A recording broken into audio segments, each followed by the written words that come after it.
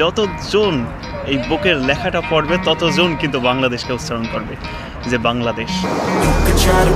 একটু শীত পড়ছে, তবে তারপরও মনে হচ্ছে যে আমার উচিত যে আমার এই টি শার্টটা পরে একটু এই নদীর পাশ দিয়ে হাঁটা। ফিল্মের কাছে চলেই আসলাম। একজনই বলে উঠেছে যে বাংলাদেশ। আমার সেই ডিসকভারি মেন্ট্রোসের কাছে চলে এসেছি। I'll be the best above all the rest, put me to the test and expect nothing less, you check as I'm chess, what's happening? আপনি পর্তুগালে আসবেন আর পর্তুগালে এসে আপনি এই সেন্টারের এই জায়গাতে আসবেন না, তা কিন্তু কখনো হয় না। তো আপনি যখনই পর্তুগালে আসবেন আর লিসবন শহরে পা দেওয়ার সাথে সাথে অবশ্যই আপনাকে আমি বলবো এই জায়গাটা একবার ফলো করে যান, যেহেতু এই জায়গাতে একই সাথে আপনি কিন্তু অনেক জায়গা দেখতে পাচ্ছেন, যেটাকে বলা হয় কিন্তু চার্চ, আর চার্চের সাথে রয়েছে মস্তিরো দেশ জোনেরোস, আর সাথে রয়েছে কিন্তু আপনার তাগোস নদী প্লাস আপনার যে ডিসকভারি মেন্ট্রোস, তার পাশে রয়েছে কিন্তু আপনার বেলেম। আর আদারওয়াইজ অন্যথায় কিন্তু আপনার এই পিছনটাতে এই বিল্ডিংয়ের পিছনে কিন্তু রয়েছে আপনার বিশাল বড় একটা স্টেডিয়াম, যেখানে কিন্তু আপনার ফুটবল অনুষ্ঠিত হয়ে থাকে। আর সব থেকে আরেকটা মজার ব্যাপার হচ্ছে, যারা মনে করেন যে নদী পিপাসু বা ভ্রমণের জন্য আপনার সাগর বলেন বা এইরকম কিছু টাইপের কিছু চান, তাদের জন্য কিন্তু একটা হিউজ পরিমাণে একটা বিশাল কিন্তু একটা দারুণ একটা জায়গা কিন্তু হতে পারে এই জায়গাটা। কেননা আপনার এই বেলেমের পাশ দিয়েই কিন্তু বয়ে গেছে আপনার যে তাগোস নদী রয়েছে, যেটা আটলান্টিক মহাসমুদ্রের সাথে অবস্থিত। সেই তাগোস নদীটা কিন্তু আপনার সামনের ওই সাইডটাতে দিয়ে বয়ে গিয়েছে। আমি কিন্তু অনেকবারই আপনার লিসবন শহরে এসেছি, বাট আমি কিন্তু বেলেমটা এখনোই স্পেশালি খুব কাছ থেকে কিন্তু দেখতে পারিনি। তো আজকে ট্রাই করব যে আমি কিন্তু বেলেমটা আর একটু কাছাকাছি যাওয়ার জন্য। তো আপনারা যদি এই ভিডিওর সাথে থাকেন, ইনশাল্লাহ আপনারাও ওই জায়গাতে খুব সহজেই যেতে পারবেন। ফাইনালি কিন্তু আমি আমার সেই ডিসকভারি মেন্ট্রোসের কাছে চলে এসেছি, আর ডিসকভারি মেন্ট্রোসের পরেই কিন্তু আমি যাব আমার বেলেমের কাছে, যেটা বেলেমটা আছে এই সাইডটাতে। কিন্তু এখন আমি দাঁড়িয়ে রয়েছি কিন্তু ডিসকভারি মেন্ট্রোসের কাছে। তবে ইতিপূর্বেও কিন্তু আপনার ডিসকভারি মেন্ট্রোসকে নিয়ে একটা ভিডিও কিন্তু আপলোড করা রয়েছে, যেটা আমি যখন ফার্স্ট টাইম পর্তুগালে আসি, আর ফার্স্ট টাইম আসার পরেই কিন্তু যখন এই ডিসকভারি মেন্ট্রোসের কাছে আসি, সেই ভিডিও কিন্তু অলরেডি আপলোড করা আছে। তো সেই ভিডিওটা যদি দেখতে চান, অবশ্যই আপনি যে ডেসক্রিপশন দেওয়া আছে সেই ডেসক্রিপশনে ক্লিক করে আপনি কিন্তু দেখে নিতে পারেন। আর এই জায়গা সম্পর্কে কিন্তু ইতিপূর্বেই যেহেতু বলেছি, সেহেতু আজকে আমি লম্বা করে কিছু ইতিহাস রচনা করব না। তো আজকে আমি মূলত তারপর ছোট্ট করে একটু বলে দিই, আপনার যে এই পর্তুগালের নাবিকরা পর্তুগালকে উচ্চতর জায়গাতে নিয়ে যাওয়ার জন্য যে একটা ভূমিকা পালন করে, সেই ভূমিকার অনুসারে নাবিকদের জন্যই কিন্তু পর্তুগালে এমন এমন সুন্দর সুন্দর স্থাপনা কিন্তু আপনি অসংখ্য দেখতে পারবেন। পর্তুগালে কিন্তু একটা সময়তে কিছুই ছিল না, আর ওই সময়তে কিন্তু পর্তুগালকে ইউরোপের কোনো দেশ বা চিনত না, প্লাস আপনার ইউরোপের অন্যান্য সকল দেশ কিন্তু পর্তুগালকেই শাসন করত। কিন্তু 1128 সালের পর থেকে এবং 1143 সালে যখন পর্তুগাল নামের একটা উদ্ভূত হয়, তখন থেকে কিন্তু পর্তুগাল মাথা উঁচু করে কিন্তু দাঁড়াতেন, যে একটা সিঁড়ি পায় সেটা কিন্তু এই নাবিকদের মাধ্যমে। এবং 1500 শতকের পর থেকে কিন্তু যখন ভাস্কো দা গামার মধ্য দিয়ে কিন্তু একের পর এক কিন্তু নাবিকরা যখন সমুদ্র জয় করে এবং ধন সম্পদ কিন্তু তারা নিয়ে আসে, তখন থেকে কিন্তু আপনার এমন এমন সুন্দর দৃশ্য সহ পর্তুগাল হয়ে ওঠে কিন্তু আপনার ইউরোপের একটা সমৃদ্ধশালী একটা দেশ। তাগোস নদীর তীরে ডিসকভারি মেন্ট্রোস 1940 সালে পর্তুগিজ বিশ্বের প্রদর্শনী উপলক্ষে ডিজাইন করা হয়েছিল, যা 1960 সালে নেভিগেটর ইনফ্যান্ট দি হেনরিকের মৃত্যুর 500তম বার্ষিকীর স্মরণে নির্মিত হয়েছিল।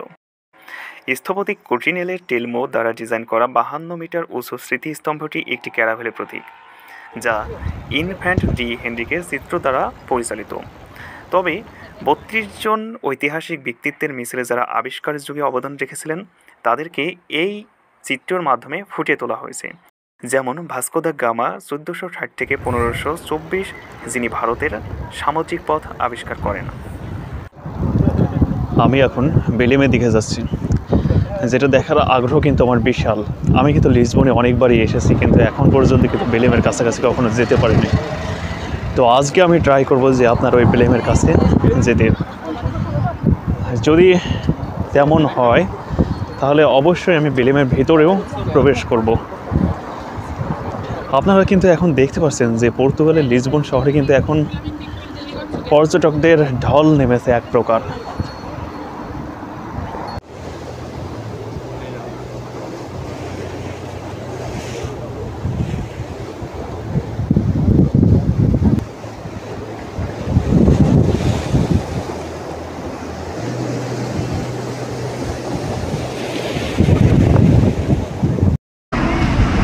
যদিও ভীষণ একটা মেঘলা আকাশ, আমি বুঝতে পারছিলাম না যে আমি বেলেমটা ঘুরে দেখতে পারবো কি, কিন্তু আল্লাহর অশেষ রহমতে ফাইনালি কিন্তু আমি এই বেলেমের কাছেও আসতে সমর্থ হয়েছি বা আমি সার্থক হয়েছি। বন্ধুরা, আমি কিন্তু এখন চলে এসেছি আপনার বেলেমে, যেটা কিন্তু আমার পেছন সাইডটাতে দেখতে পাচ্ছেন। এটাই সেই বেলেম, যেই বেলেম দেখার জন্য কিন্তু দূর দূরান্ত থেকে বিভিন্ন জায়গা থেকে কিন্তু অসংখ্য লোক কিন্তু আপনার এখানে হাজির হয়। আর সব থেকে মজার ব্যাপার, এখানে কিন্তু একটা বিশাল ধরনের একটা গোল চক্কর রয়েছে, যার কারণে কিন্তু এখানে একটু সময়টাও ভালোভাবে পার করতে পারে। আর আরেকটা বিষয় হচ্ছে, এই বেলেমকে দেখতে আসার পিছনে কিন্তু আরও কিছু রহস্য রয়েছে, যেটা আপনার দেখতে পাচ্ছেন যে একই সাথে কিন্তু বেলেমের সাথেই কিন্তু বয়ে গেছে আপনার তাগুস নদী, যার কারণে কিন্তু বেলেমটাকে আরও বেশি সৌন্দর্যমণ্ডিত করেছে। 15 শতকের শেষের দিকে রাজা দ্বিতীয় জন তাগুস নদীর তীরে একটি প্রতিরক্ষা ব্যবস্থা ডিজাইন করেছিলেন। 1545 সালে প্রকাশিত তার ক্রনিকল অফ জন দুই লেখক গার্সিয়া দে রেসেন্দা রাজার মতামত নিশ্চিত করেছেন যে লিসবনের প্রতিরক্ষা অপর্যাপ্ত ছিল এবং তিনি দুর্গ নির্মাণে জোর দিয়েছিলেন। এই লক্ষ্যে তিনি একটি শক্তিশালী দুর্গ তৈরির আদেশ দেন, কিন্তু কোনো পরিকল্পনা তৈরি হওয়ার আগেই তিনি মারা যান। পর্তুগালের রাজা ম্যানুয়েল প্রথম 20 বছর পর প্রস্তাবটি পুনর্বিবেচনা করেন এবং বেলেমে তাগুস নদীর তীরে উত্তর প্রান্তে একটি সামরিক দুর্গ নির্মাণের নির্দেশ দেন। 1513 সালে লরেনকো ফার্নান্দেজ তার বন্ধুদের কাছে একটি চিঠি লেখেন, যাতে রাজার রেস্তোলা ভেলোর কাছে একটি টাওয়ার নির্মাণের অভিপ্রায় উল্লেখ করেন। আর এটাই হলো বর্তমানের বেলেম, যেটা পর্তুগালের 7টি দর্শনীয় স্থানের মধ্যে একটা, তাও আবার ইউনেস্কো থেকে ওয়ার্ল্ড হেরিটেজ স্বীকৃত। শেষমেশ কিন্তু ফাইনালি আমি এই বেলেমের কাছে চলেই আসলাম। তবে যদি আপনার কাছে এই ভিডিওটা ভালো লাগে, তবে অবশ্যই আপনি একটা কমেন্ট করতে পারেন। আর আপনি যদি এই চ্যানেলের নতুন দর্শক হয়ে থাকেন, তবে অবশ্যই আপনার কাছে অনুরোধ থাকবে চ্যানেলটিকে সাবস্ক্রাইব করে পাশে থাকা বেল আইকন বাজিয়ে রাখার জন্য।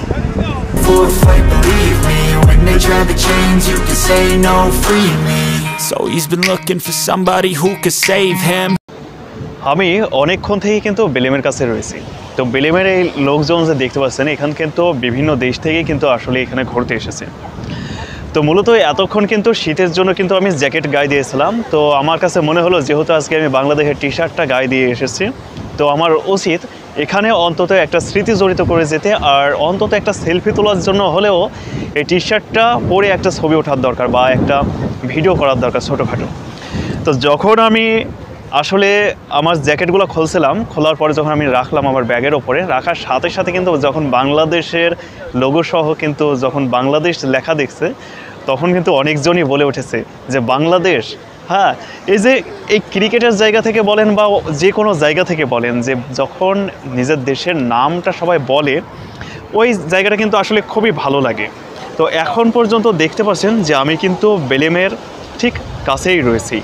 আর এই যে নদীটা দেখতে পাচ্ছেন, এটা কিন্তু তাগোস নদী, যেটা কিন্তু ডিরেক্টলি আপনার আটলান্টিক মহাসমুদ্রের সাথে কিন্তু জড়িয়ে রয়েছে, বা আপনার বলতে পারেন যে আটলান্টিক মহাসমুদ্রেরই কিন্তু একটা অংশ হচ্ছে আপনার এই তাগোস নদী। আর এই তাগোস নদীর সাথেই কিন্তু গড়ে উঠেছে আপনার বেলেম। তবে আমি এখন আপনার যে বেলেমটা রয়েছে, আপনার ওই বেলেমের জায়গা থেকে কিন্তু আমি এখন চেষ্টা করেছি এখান থেকে চলে যেতে, এবং এখান থেকে চলে যাওয়ার পরে আমি আসলে এই তাগুস নদীর পাশ দিয়ে সুন্দর করে একটা রাস্তা বয়ে গেছে, যেমনটা আপনি যদি কখনো কক্সবাজার যান, তো যেটাকে বলা হয় মেরিন ড্রাইভ, ঠিক ওই মেরিন ড্রাইভের মতোই কিন্তু একটা সুন্দর একটা রাস্তা আপনার পুরো তাগুস নদীর সাথ করে রয়েছে। তো আমি এখন কিন্তু একটু ওই সাইডটা দিয়ে হাঁটবো। তো আসলে কিন্তু আমার পেছন সাইডটা কিন্তু আপনার এই যে দেখতে পাচ্ছেন যে এটা কিন্তু তাগোস নদী, আর আমি এখন রয়েছি সেই মেরিন ড্রাইভের মতোই রাস্তা, যেটা আপনার তাগোস নদীরই রাস্তা। আর আমি এখন চলে যাচ্ছি আপনার বেলেম থেকে।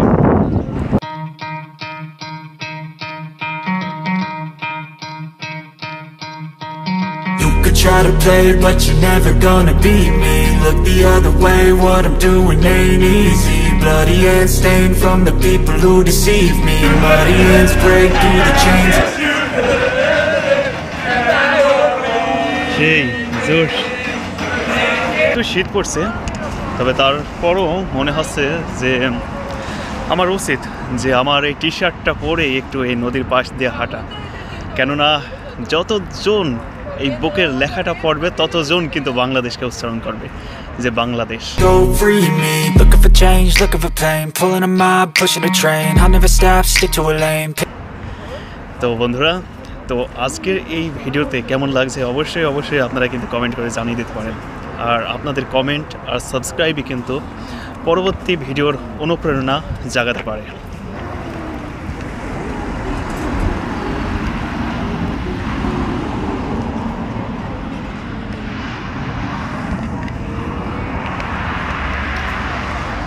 কেননা আপনারা জানেন, যখন দেখবেন যে সাবস্ক্রাইব আর ভিউ বাড়ছে প্লাস আপনার কমেন্ট বাড়ছে, তখনই কিন্তু আপনার ভিডিও তৈরি করতে আরও মন উৎসাহ জাগে।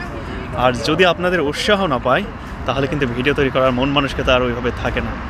তো ওই দিক থেকে অবশ্যই আপনারা এই চ্যানেলটিকে সাবস্ক্রাইব করুন আর চ্যানেলটিকে একটু সাপোর্ট করুন, যাতে চ্যানেলটি আপনাদের জন্য প্রতিনিয়ত নতুন পর্তুগালের সুন্দর ভিডিও আপলোড করতে পারে। Put me to the test, expect nothing less. You check as I'm chess, what's happening next? He got the venom, a tangible weapon, no coming in second. This life is a lesson. He got a new engine from pain, it's a blessing. New focus, no guessing, just motor. At this moment আমি কিন্তু দাঁড়িয়ে রয়েছি যেটা Discovery Mentos.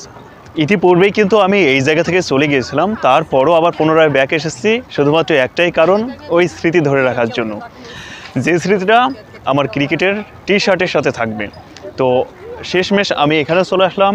এবার এখান থেকে আমি এখন চলে যাব এই সাইডটাতে, যেই সাইডটাতে আপনার পুরো পথ ধরে রয়েছে আপনার যে কি বলে মেরিন ড্রাইভের মতো একটা চিকন রাস্তা, ওই রাস্তা দিয়ে আমি আবার হাঁটা শুরু করব।